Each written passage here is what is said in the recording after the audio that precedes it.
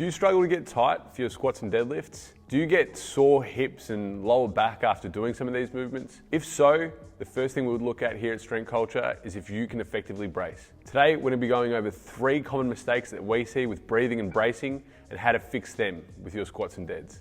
The first problem we're going to go over is taking the breath in the right position. If you are starting in extension and trying to take a breath in, you're not going to be able to create enough pressure to actually brace effectively.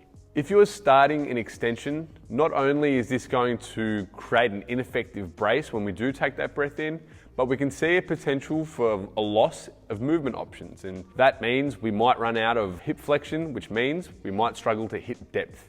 And in powerlifting, I think hitting depth, and especially in a squat, is quite important. The solution to this problem is creating the stack position. And if you've seen some of our previous videos in the stack, you'll understand that we're a big fan, and it's probably step 1 in teaching how to brace effectively with a lot of our clients and the people that come through the doors here at Strength Culture. What the stack is internal rotation of the ribs, so the ribs coming down and the pelvis coming up and under, or a relative posterior tilt. So the ribs are stacked on top of the pelvis. This position, when we take a big breath in, will create more pressure.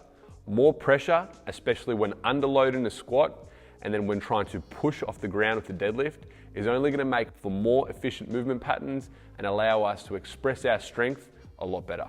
Now, it's easy for me to say, get into a stack position, but if we've never done this before, it's quite hard to understand. The first thing that we cue is a maximal exhale. What a maximal exhale will do is draw the ribs down and will get a slight tilt of the pelvis. Once we've done this full exhale and created this position, we then take a maximal inhale. If we maintain that stack position as we do the inhale, we're going to create quite a lot of pressure through our midsection, our core, our thorax, and then from there, we're going to be able to execute the movement whilst being a lot tighter. This is the rationale for a lot of our breathing drills that we do here, and some of the steps that we take prior to squatting. So if we're trying to learn a new skill, especially under maximal loads, it's going to be quite difficult. So what we do is take people to the floor with our 90-90 hip lifts, our planks, and then we progress into things like goblet squats before taking them to maximal loads and then trying to get them to express that skill of fully exhaling and then taking that breath in before doing the movement. Now you're probably wondering, how am I going to do a full exhale with the weight on my back? I wouldn't recommend this.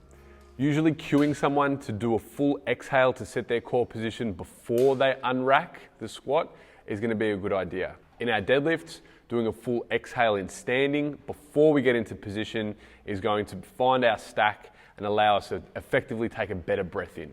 The next problem we're going to go over is setting this great position and then losing that position on the inhale. And this would have to be one of the most common things that I see in the gym, is someone's worked super hard to get this stack position, find that spot, and then when they take the inhale, they completely lose the position. So the solution to this is fighting that extension on the inhale. Once you've done this exhale to set the stack position, you need to put all your effort in to maintain that position as you inhale all that air in. As you inhale, you should feel everything expand. You should feel your chest, your upper back, your ribs expand laterally. If you inhale and extend like this, you're going to find that you're not going to be able to create that pressure. You will not feel like you're getting tighter through your core, and you're not going to be able to effectively hold that tension through your squat or through your deadlift. Now, before we get into the third tip, just a reminder that we do upload on Mondays and Thursdays. So if you do like this content, please like and subscribe. And if you have any ideas or any questions, shoot them through and we'll make sure that we answer.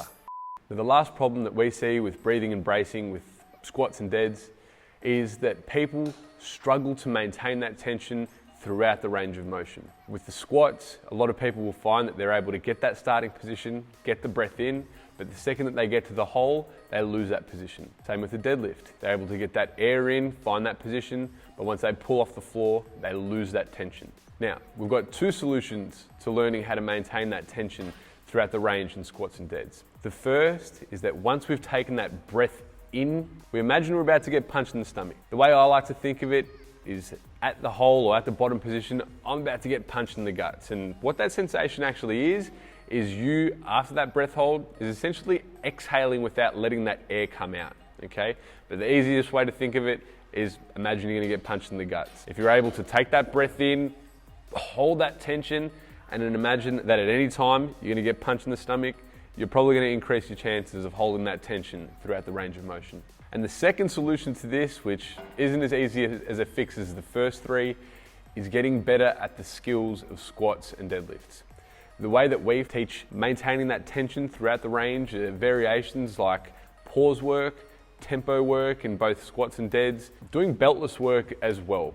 A lot of people find that being able to get that full breath in and maintaining that tension without the assistance of the belt is a really good tool, and it can have a bit of carryover. Yeah, the load won't be as high, but in terms of actually executing the skill and understanding how to maintain that brace throughout the full range of motion is really, really important. So incorporating some beltless work far away from competition, especially if you're a powerlifter, could be pretty handy in teaching you the skill of the brace. To summarize our bracing fixes: 1, learn how to create the stack with a full exhale.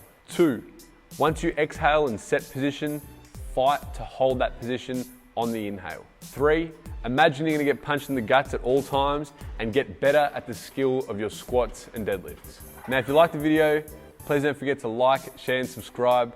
If you have any more questions or want to get something answered on the channel, please let us know in the comments below. And as always, happy lifting.